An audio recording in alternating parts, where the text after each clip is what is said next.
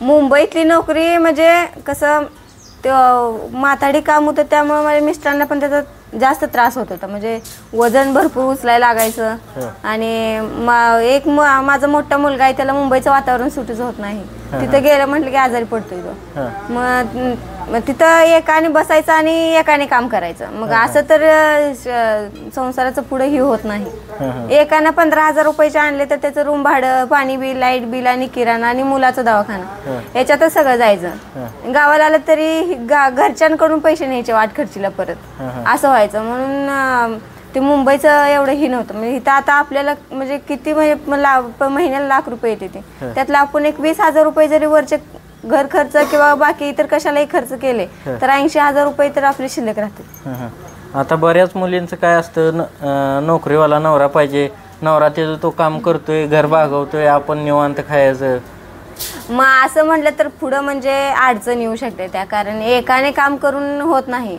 इथं म्हणजे मी जरशांचं सगळं जरी बघत असले तर माझे मिस्टर ट्रॅक्टर आहे, मळणी मशीन सगळं म्हणजे ट्रॅक्टरचे सगळे अवजारे आहेत आमच्याकडे. मग ते बाहेरचं सगळं काम म्हणजे ट्रॅक्टरचे सगळं काम करतात ते. आणि मी सगळं हे जरशांचं आणि घराचंही सगळं बघते.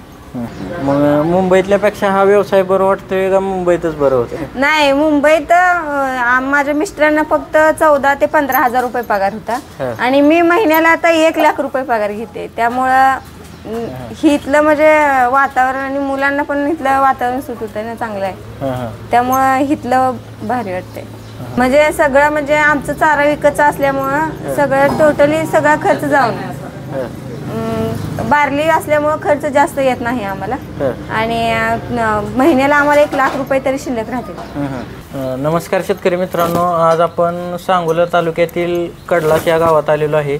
तर मागं तुम्ही बघताय ह्या पूर्ण या ताईंनी गोठा संगोपन केलेलं आहे. तरी यांच्याकडे टोटल 20 गायी आहेत. तर या स्वतः त्या गायींचे संगोपन करत आहेत आणि त्यातून त्यांना महिना निव्वळ लाखाच्या आसपास नफा मिळत आहे.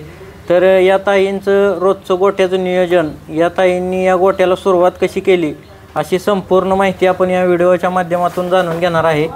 तर अजून कोणी आपल्या चॅनलवर नवीन असेल तर चॅनलला सबस्क्राईब करा, म्हणजेच अशाच नवनवीन यशोगाथा आपल्यापर्यंत पोचत राहतील.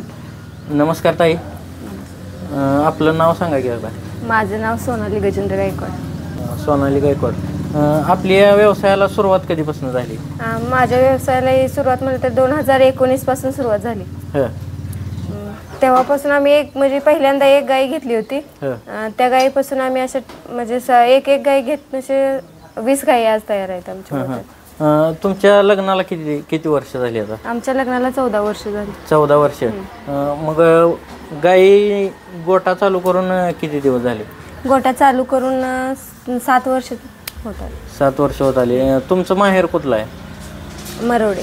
मरोडे. मग वडिलांच्या म्हणजे लग्नाच्या आधी वडिलांकडे गायी होत्या का तुमच्या? नाही, गायी नव्हत्या. मग तरी पण ह्या व्यवसायात आवड कशी निर्माण झाली आणि ही व्यवसाय कसं काय निवडला तुम्ही? व्यवसायात आवड म्हणजे आम्ही सुरुवातीला मुंबईला होतो.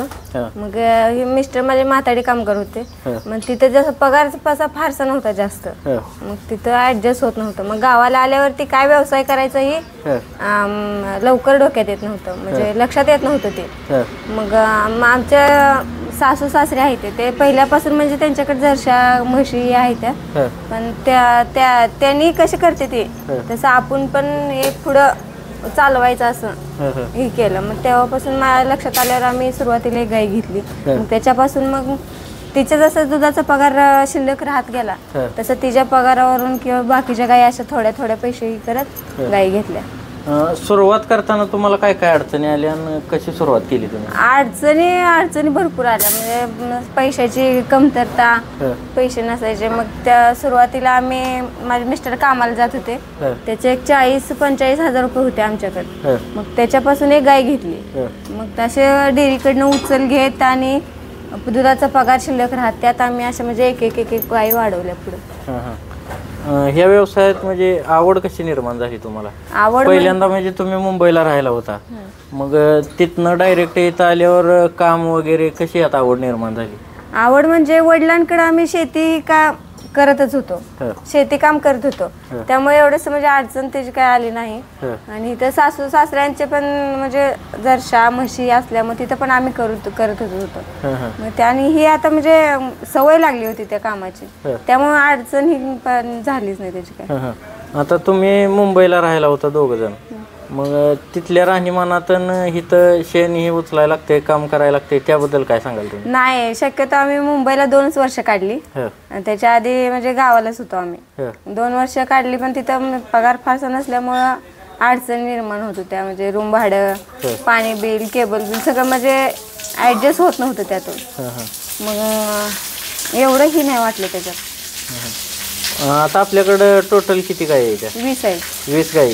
तुम्ही याचं काय काय कामकाज बघता, म्हणजे कसं नियोजन चालतं तुमचं? माझं सकाळी म्हणजे मी एकटीच ऍडजस्ट करते सगळं. सकाळी उठल्या का आधी वैरण टाकते, म्हणजे गाई पलीकडच्या गोट्यात असते, त्या मोकळ्या गोट्यात बांधलेले असतात. अलीकड मग मोकळी जागा असते, त्यात वैरण ही टाकायची, चंदी टाकायची, आणि गाई पलीकडच्या गोट्यातून सोडल्या का म्हणजे शेजाने एका तिच्या जागेला येऊन खाते. मग तिकडे बांधायच्या आणि परत धारा काढून परत नंतर ना मग शेवटला मग पलीकडचं शेण ही भरून टाकायचं. म्हणजे एक 8:30 वाजेपर्यंत माझं 6 ते 8:30 वाजेपर्यंत यांचं काम पूर्ण होऊन जाते. म्हणजे त्यात काय काय काम राहतं? तुम्ही गायींना कोणत्या कोणत्या प्रकारचा चारा वगैरे देता? कसं नियोजन असतं?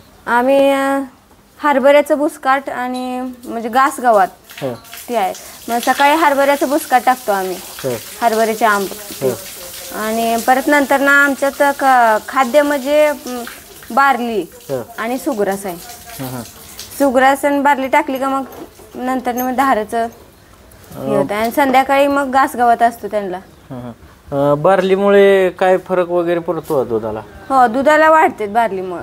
म्हणजे त्याच्यात आंबट प्रमाण म्हणजे जास्त असल्यामुळं पाणी भरपूर पिते ते, आणि पाणी जेवढं पितील तेवढं मग दुधाला पण वाढते ते.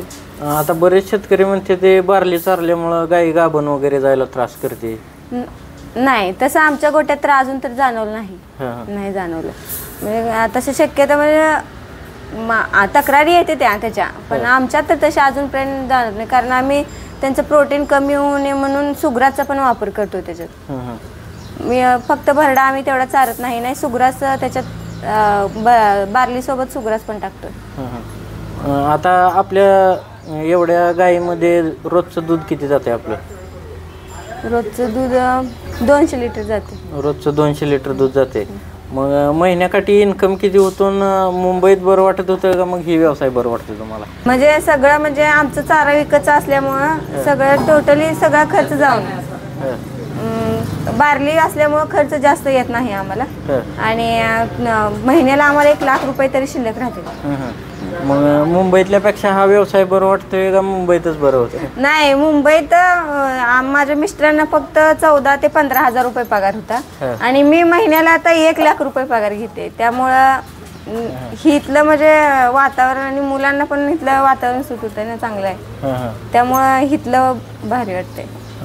मग आता तुम्ही एवढं गाई संगोपन करत करत घर कसं सांभाळता? माझं गायींचं काम म्हटलं तर सकाळी 9 ते 9 वाजेपर्यंत संपत आहे. सकाळी 6 ते 9 वाजेपर्यंत माझं गायींचं काम असते, आणि 9 ते दुपारी 4 वाजेपर्यंत मला काहीच काम नसतं. पण म्हणजे ह्याच्यातलं परत मग घरातलं करायचं, रानात काय असं गवत ही काढायचं असलं तर जायचं. नाही मग 4 वाजल्यापासून परत हे जर्शांचं 7 वाजेपर्यंत संध्याकाळी करायचं. मग तिथनं पुढं मुलांना टाइम असतो, परत स्वयंपाक हे सगळं तिथनं परत. म्हणजे तुम्ही ही गायी संगोपन करत करत घर सांभाळतो. बऱ्याच मुली काय म्हणते त्या, म्हणजे हा व्यवसाय नको, शेण उचलाय नको, नोकरीवाला पाहिजे. मग तुम्ही तर मुंबईतली नोकरी सोडायला लावून ह्या व्यवसायाकडे कसं काय वळाला? मुंबईतली नोकरी म्हणजे कसं ते माथाडी काम होतं, त्यामुळे माझ्या मिस्टरांना पण त्याचा जास्त त्रास होत होता. म्हणजे वजन भरपूर उचलायला लागायचं, आणि माझा मोठा मुलगा आहे, त्याला मुंबईचं वातावरण सुटच होत नाही. तिथं गेलं म्हटलं की आजारी पडतोय तो. मग तिथं एकाने बसायचं आणि एकाने काम करायचं. मग असं तर संसाराचं पुढे ही होत नाही.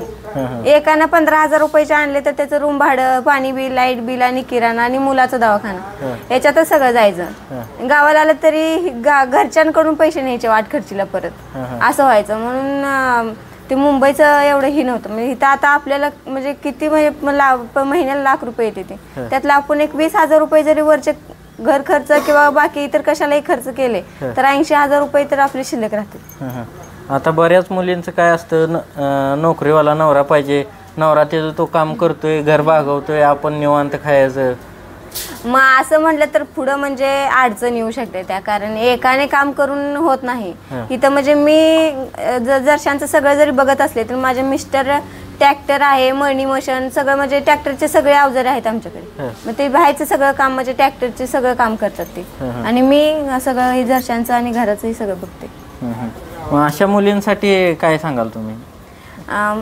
पुढं आपलं जर आयुष्य म्हणजे आपलं आणि आपल्या मुलांचं जरी आयुष्य म्हणजे चांगलं आणि पुढं सुखात घालवायचं असेल तर हा व्यवसाय तर माझ्यासाठी चांगला आहे. कारण बाकी व्यवसाय रानात काम करणारे, उन्हात जाणार, ह्याच्यात तर उन्हात जायची गरजच नाहीये. सकाळी 9 वाजेपर्यंत काम होतंय आणि दुपारी 4 वाजल्यापासून परत काम करायचं आहे, त्यामुळे ही व्यवसाय चांगला आहे. आता आपल्याला क्षेत्र किती आहे? क्षेत्र नाही. मग ह्यांचं चाऱ्याचं नियोजन कसं केलंय तुम्ही? चाऱ्याचं नियोजन म्हणजे 100% चारा आमचा हा विकतचाच आहे. आम्ही भुसकाटाचा स्टॉक करतो. जानेवारी ते मार्च मध्ये ते भुसकाट मिळतं, मग त्याचा आम्ही स्टॉक करून ठेवतो. आणि मग मकाचं केंबाळ मिळतं, ते घेऊन त्याचं कुट्टी करून आम्ही ठेवतो किंवा हायशी लावतो. मग असं थोडं ओलंही मिळालं तर गुंट्यावर आम्ही ते विकत आणतो. आता आपल्या गायींच्या दावणीत पाणी पण दिसतंय एका कप्प्यात, ते कंटिन्यू पाणी त्यात ठेवण्याचं काय कारण आहे? कंटिन्यू पाणी म्हणजे ज्यावेळेस गुरांना तहान लागल त्यावेळेस ते पाणी पिऊ शकते ते. म्हणजे दिवसभर जर रोज करत बसलं तर ती रोतामुळे त्यांचं तोंड, हरभऱ्याचे आंब असल्यामुळे तर तोंड आंबट राहणार, त्यासाठी ती थोडं होईना पाणी पिते. पाणी पिल्यामुळे दुधाला पण वाढते ते. आणि पाणी गुरांच्या शरीराला पाहिजे जास्त पाणी. आणि कसं होतंय, बांधलेल्या गायांना आणि ही पाणी पाजायची सिस्टीम म्हणजे पाणी सकाळी एकदा पाजलं ती नाही जरी पिली तरी संध्याकाळी तिला पाणी मिळते त्याच्यावर, त्यामुळे ती दुधाला पण कमी येऊ शकते. आणि ह्याच्यात म्हणले तर काम पण कमी आहे ना, पाणी सोडून पाजायचं टेन्शन नाही. तिच्या जागेला पाणी आहे, ती पाणी केव्हा पण पिऊ शकते. त्यामुळं काय फरक पडतो का दुधात वगैरे?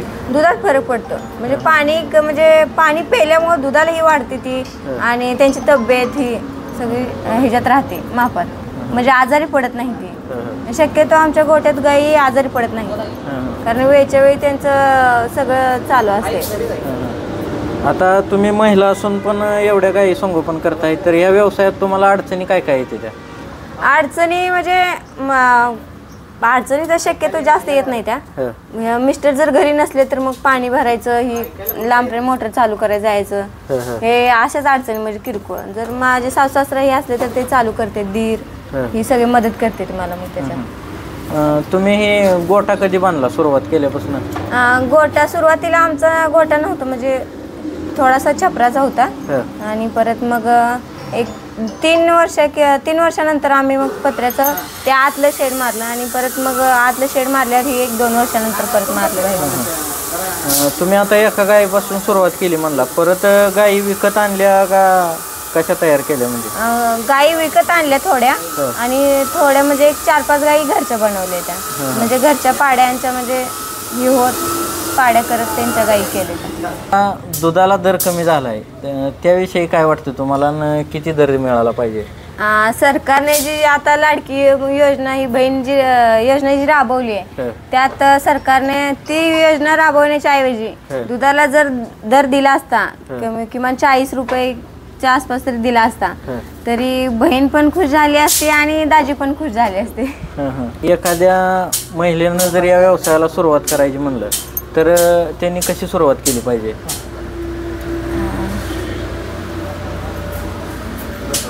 सुरुवातीला त्यांच्या घरच्यांनी थोडीफार मदत जर केली तर महिला म्हणजे एखाद्या गायीपासून जर ती उत्पन्न म्हणजे एखाद्या गायीपासून जर उत्पन्न चालू केलं तर ती पुढं म्हणजे एका गायीचा पगार कसा येतोय त्याच्यावरून 2 गायीचा पगार किती येईल असा जर त्यांनी विचार केला तर ती महिला सक्सेस होऊ शकते ह्या व्यवसायात. ह्यात आता तुम्हाला कोणाकोणाची साथ लाभते? मला माझ्या मिस्टरांची माझी मुलं पण करू लागते ती, सासू सासरा दीर जाऊ ही सगळे मला मदत करू लागते त्याच्यात. म्हणजे पाणी भरण्यासाठी बाकीचं काम मी सगळं मी हँडल करू शकते, पण पाणी ही किंवा घरी कोण असेल नसेल तरी पण ते मदत करू लागतात मला. कालवडी संगोपन वगैरे तुम्ही करताय का? पाळ्या संगोपनही करतो. कसं त्यांचं संगोपन करता जन्मल्यापासून? जन्मल्यापासून त्यांना एक 3 महिन्यापर्यंत आम्ही दूध पाजतो, म्हणजे बाटलीनं दूध असतं त्यांना. 3 महिन्याच्या नंतर म्हणजे थोडं थोडं कमी करत करत त्यांना चारा ही म्हणजे खायची सवय लागली म्हणजे पूर्ण दूध कमी होतं त्यांचं. पूर्ण दूध कमी केलं की मग तिथनं पुढं बारली आणि सुगरा चारतो त्यांना थोडं थोडं. आपल्याकडे आता किती लिटर पासून किती लिटर दूध देणार आहे गायीच्या सध्या? आमच्यात तर शक्यतो 12 लिटरच्या पुढनंच आहे त्या गाई. 17 लिटर पर्यंत देणाऱ्या गाई आहे. 2 टायमाला? 2 टायमाला नाही, एका टायमाला 17 लिटर दूध देणारी गाई आहे. गाय आहे. दूध वाढीसाठी काय केलं पाहिजे? दूध वाढीसाठी गुरांना कॅल्शियम वेळच्या वेळेला म्हणजे संधीतनं दिलं पाहिजे, म्हणजे त्यांना चाऱ्यातून. म्हणजे कशा प्रकारे देता तुम्ही ते? आम्ही लिक्विड मध्ये देतो त्यांना, म्हणजे लिक्विड येतं ते लिक्विड मधनच ह्याला देतो आम्ही गायींना. म्हणजे किती प्रमाणात असते ते कधी देता तुम्ही ते? आम्ही महिन्यातून 10 दिवस फक्त देतो, आणि म्हणजे एका गाईला 1 पेला, पेल्याचं माप आहे आमचं, त्या पेल्याच्या मापाने एका गाईला 1 पेला असं त्या लिक्विडचं आम्ही माप ठेवलंय. महिन्यातून 10 दिवस फक्त आम्ही देतो त्यांना. गोठ्यात गायी आजारी वगैरे काय काय अडचणी येते त्या गोठ्यात? आजारी म्हणजे शक्यतो आजारी पडत नाही त्या, त्यातनं पण पडल्या तरी पण गोचिड ताप किंवा तिवा लंपीचा प्रभाव नाही आमच्यात यावेळेस. आधी होता पण आता नाही. एवढं जास्त शक्यतो पाणी ही सगळं जाग्याला असल्यामुळं आजारी पडणे एवढं ही नाही त्यांना. काय काळजी घ्यावी लागते त्यासाठी? म्हणजे स्वच्छता, टाइम स्वच्छता, पाणी म्हणजे वेळच्या वेळेला स्वच्छ ठेवायचं, धुवायच्या. आठवड्यातनं 1 ते 2 वेळा आम्ही धुतो गाई, त्यामुळं आजारी पडत नाहीत जास्त. तुम्ही गाई खरेदी करताना सुरुवातीला काय बघून गाई खरेदी केल्या? तुम्हाला आता पहिला तर काय अनुभव नसणार आहे, मग तुम्ही गाई खरेदी करताना कशा खरेदी केल्या आणि कसा व्यवसाय तुमचा सक्सेस झाला? आम्ही सुरुवातीला जी गाई घेतली होती ती म्हणजे 50% किंवा 40% ह्याच्यातलीच आहे. मग त्याच्यापासून जे आजूबाजू सांगत होते की ही साधी गाई, म्हणजे हिचं पॅच असं म्हणजे टक्केवारीला ह्याच्यात नाही.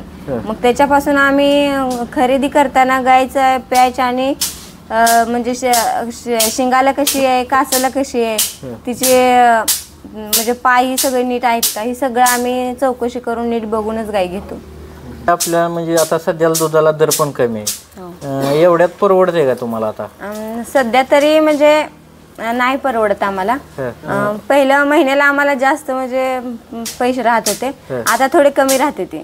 आणि सरकारने जे दुसऱ्या म्हणजे योजना जी लाडकी बहिणी अशा योजना जी राबवल्या त्याच्याऐवजी दुधाला दर दिला तरी पण म्हणजे शेतकऱ्याला त्याचा फायदा आहे. आम्हाला मुंबईला 15,000 रुपये पगार होता, पण आमचा घर खर्चही भागत नव्हता त्याच्यावरून. आणि आम्ही गावाला आल्यावर आम्ही म्हणजे एका गायीवर आणि सगळं म्हणजे गोट्याचं नियोजन, सगळं घर खर्च आणि गोट्याचं नियोजन सगळं चालू झालं. आणि त्याच्यानंतर आम्ही 20 गायी म्हणजे एक गायी घेऊन अशा 20 गायी तयार केल्या. आणि आता 20 गायींच्या जीवावर आम्ही घराचं काम 20 लाखाचं चालू केलेलं आहे.